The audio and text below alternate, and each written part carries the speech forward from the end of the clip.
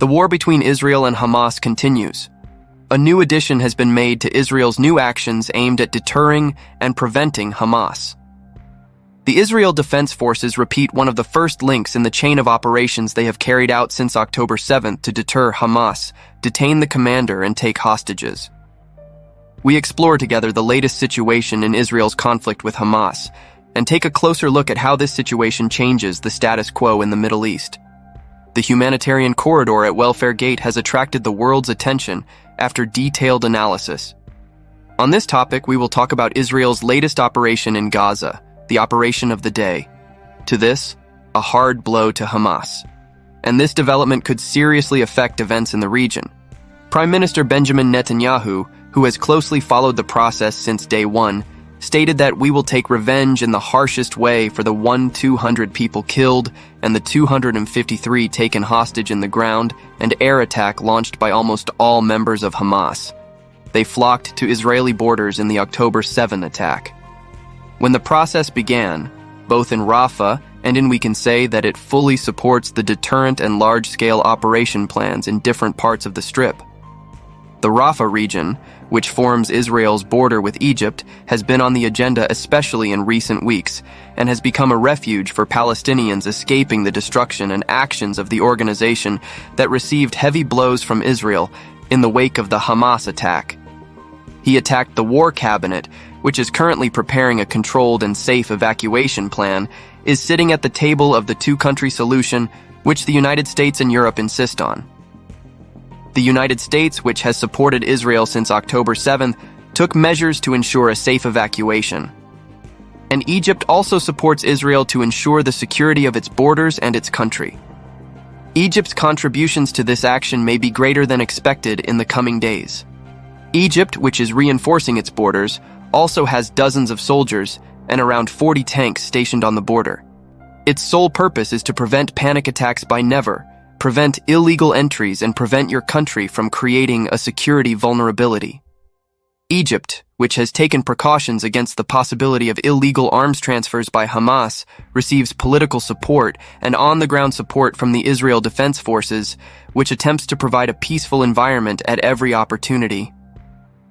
In the interests of moderate relations, while Israel attempts to ensure law and order in Rafa, it also continues its fight against Hamas in Gaza.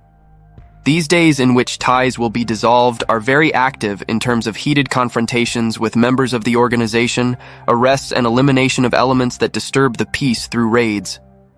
The Israel Defense Forces said on Saturday that Special Forces soldiers arrested more than 100 organizational suspects at the Naser hospital as they continued to search the medical center. The army reported that forces affiliated with the Maglon and Egof's units also killed many Hamas officials around the hospital. The Israeli army entered the Naser hospital building on Thursday after besieging it for a week and said it had information that there were hostages and that the bodies of some dead hostages may still be in the area.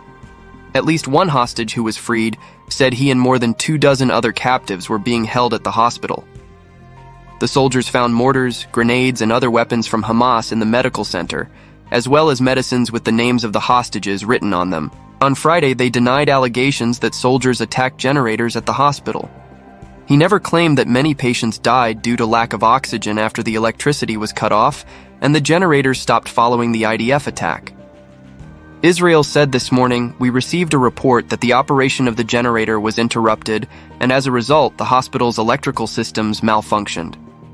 Contrary to claims, Israeli soldiers did not attack the generators. The soldiers were instructed to ensure the continued operation of the hospital. Despite the generator failure at the hospital, all vital systems continued to function throughout the day, based on the hospital's existing uninterruptible power supply system, the IDF said. The IDF said that upon receiving reports of a generator malfunctioning at the hospital, soldiers worked to repair it, while the Navy's Shayetet 13 Commando unit brought in a spare generator. These actions were carried out in close coordination between the Israeli armed forces and the hospital management through Gaza coordination and liaison administration officers. The Israel Defense Forces said, the IDF said it also brought food and water to Naser Hospital and was coordinating with international aid organizations to provide fuel. IBIL to the medical center. According to the United Nations report and Israeli sources, it is emphasized that Israel did not attack the local population in Gaza, but only carried out actions against places and people determined to be affiliated with the Never organization. In light of the meetings held by the U.S. President and U.S. Secretary of State Blinken with their Israeli counterparts and the joint and independent press statements made, it is seen that the sanctions against the local population, both in Rafa, which is a important part of the agenda, as in other parts of Gaza, are imposed by the IDF. They were implemented as a result of Hamas provocations and are admittedly linked to the attacks. Meanwhile, the IDF continued its campaign in different parts of the Gaza Strip with widespread airstrikes and clashes between troops and gunmen.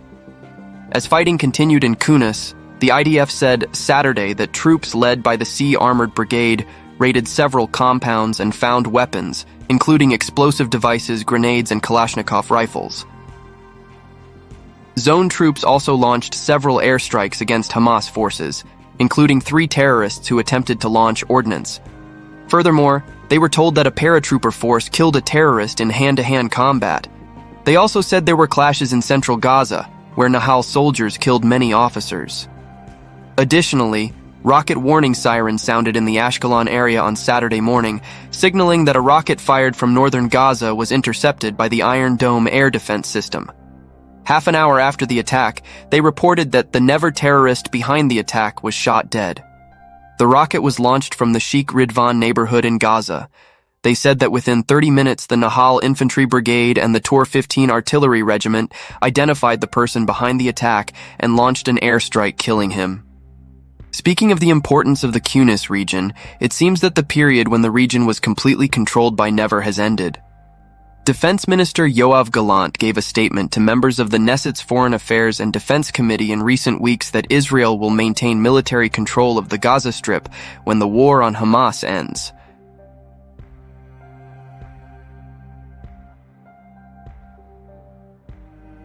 One of the strategic importance of the Kunis region, ESC, the Never tunnels, were built in a position where entry and exit can be provided at the highest level. Members and leaders of the organization hiding in the Jan and Yunis tunnels, who had been shot many times before and who were able to travel, were arrested, forced to surrender, or killed. He never suffered one of his hardest blows in C. Yunus. Yawar, the official leader of Hamas, was thought to have escaped to Khan Yunis through besieged Hamas bases and captured tunnels in northern Gaza City and Jabalah. Khan Yunis's control, especially with the recent hospital incident, shows that Never is no longer in a position to move. However, the absence of any trace of Shinar reminds us how dangerous the journey is.